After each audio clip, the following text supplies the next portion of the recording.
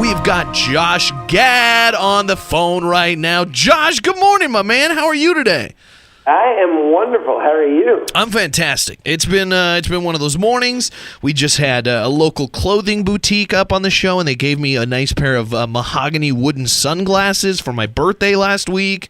The senator. Well, happy belated birthday, and know that I have nothing to offer except for my voice today. That's all I wanted from you, Josh. That's all I wanted. We had our senator from the state was up here in the studio earlier this morning, and you're in good company. Clothing ladies and senator and you. I mean, it doesn't get much better than that. It's been a very ambitious morning. I'm very excited to be a part of it. Yeah, we are all over the place. I just saw you, first of all. I got to give you kudos. I saw Jobs, and I noticed you in that, which is interesting because normally I see you playing a very similar type character. You're kind of the goofy dude, and this one, it seemed like kind of a departure, and I really enjoyed it. Well, I appreciate that. Yeah, I've definitely been, playing far more eclectic roles this year than I've been able to in the past, and I'm really excited, whether it was Jobs or a movie I did called Thanks for Sharing, where I played a sex addict.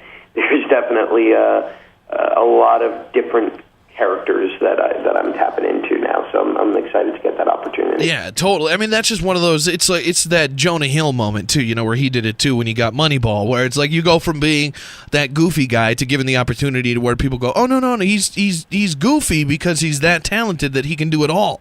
So it's great that you're finally in the mix. It's always amazing to be known for something because that means that you're working and people know who you are. But it's really nice when you can surprise people and do something outside of the box. Yeah. What did you get any feedback? Because the guy you played, Bajowski, what's the guy's name? Wozniak? Yeah, Wozniak. Did you? And he hated the movie, right? Didn't he think it was a horrible portrayal of Steve Jobs? And I mean, did you get any feedback from him personally about your portrayal of him? I did. I actually had a great email exchange with him, and he couldn't have been kinder and more validating of the work that I did. And I think that things being what they are, he's also involved in a competing Steve Jobs biopic, so that I think might play into his public acknowledgement of our film, but. He was very kind to me and very generous with his compliments. That's cool. I mean, that was great. I mean, that's cool to know that. Yeah, he's got his own agenda, obviously, but two guys, can have a nice conversation and be friendly. Before we run out of time, let's at least get to Frozen. Frozen is huge. It's in theaters now. Everybody that I've talked to loved it. Not just kids, families, adults, everybody. Funny, great, awesome. My producer didn't think he was going to like it. Went to it, liked it. So you did something right. I appreciate it. I definitely knew going into it that as long as I could win your producer over, I hit the jackpot. I feel validated. That's what I thought. He went to it, and I go ahead. I was going to say I love cartoon movies too, and I wasn't looking forward to this one because I was like, oh, two princesses. There's a lot of singing, and the movie was awesome. You were so funny in it. Oh, well, thank you. I appreciate that. Look, I grew up with kind of that second golden age of Disney animation, from Little Mermaid to Beauty and the Beast to Aladdin to Lion King. And I definitely felt like those movies not only spoke to kids, but they really resonated for adults. And at least when it came to my role and some of the scatological humor of my character, I definitely wanted to tap into adults as well and make sure that they were being as entertained as the kids are. That's awesome. Before we have so many stuff to talk, so many things, but I got to say, you got to follow Josh on Twitter too. You're great on Twitter because you're so honest on there. That's what I love. You're one of the few celebrities. I appreciate that. Yeah, no, I love Twitter. I think it's a great outlet for social commentary and also to let people know what you're up to. Yeah, it's great. I mean, when 1600 Penn, that whole debacle towards the end there, of whether it was going to get picked up or not, it was so nice to see somebody in your position being honest about their feelings and, kind of being like, I don't know what's going on. I hope it happens. And then, when it didn't happen, being able to be honest about that. I mean, so few people, usually it's just like either a plug for something they're up to or just the generic, like, hey, rest in peace, Paul Walker. It's like all the stuff everybody's going to tweet about. You're tweeting about normal stuff that's going on, like this morning. Your selfie of you barely awake, ready to do radio this morning. have something to know what I look like while you're speaking to me. And that's a very accurate portrayal of although I'm a lot more awake now than I was this morning. Yeah, that was bright and early. But you do have, I like the kind of 5 o'clock shadow thing you got going on. That's a good look. Right? I'm thinking about keeping it. Every time I kiss my daughter on the cheek, she gets very angry at me because the stubble hurts her face. But otherwise, I really like it. Yeah, it's a good move there. What is happening? Everybody needs to see Frozen. That's the bottom line here. Fantastic movie, great cast.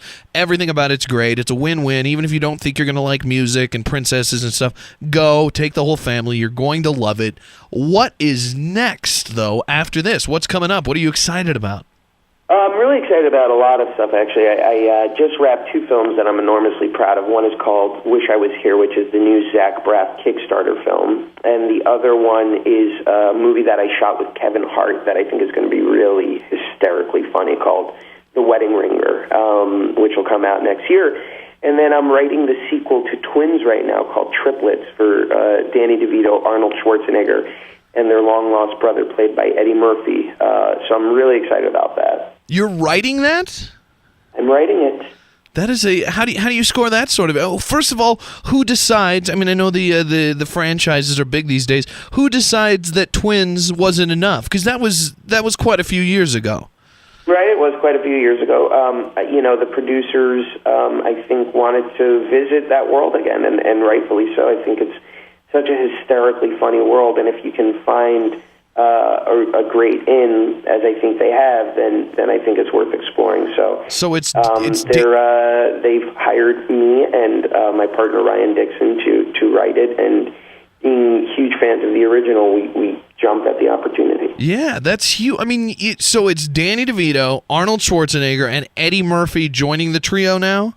That is correct. That is great. I mean, what an honor to write that.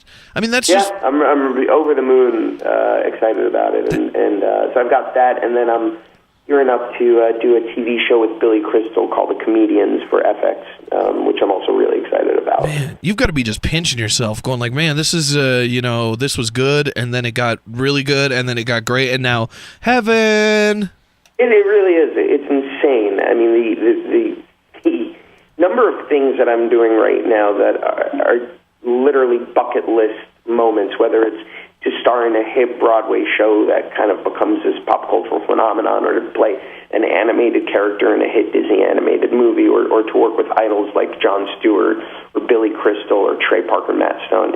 Every day I literally look in the mirror and say I'm the luckiest man on earth. That's crazy. So, I mean, are you going to do more writing now? Are you going to do more? I mean, do you have any direction like that where you want to do more of something, or are you just going to keep kind of doing as much as you can? I'm going to keep doing as much as I can for as long as I'm allowed to. I mean, I think it's a very, it's an incredible opportunity that I don't take for granted every day that I'm allowed to do what I do.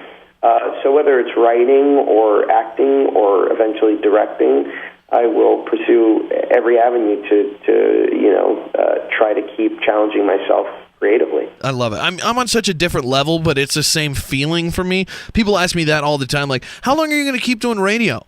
And I always want to say, like, are you kidding me? Like, as long as they'll let me. Like, I get to sit here and talk I sit in a stool and get paid money to talk to people and play music. Like, why would I ever willingly leave this?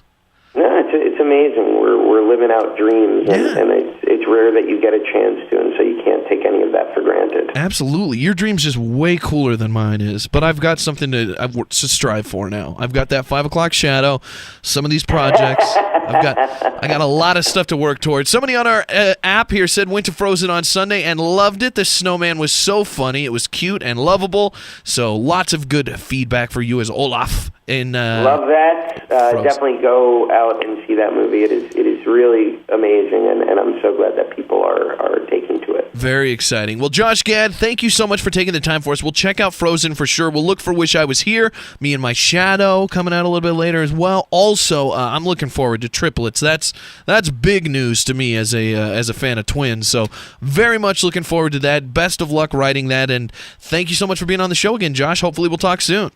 Absolutely. Thank you so much for having me on. Bye-bye. The Big J Show. Weekday mornings from 6 till 10 on Billings' #1 hit music station, Hot 101.9.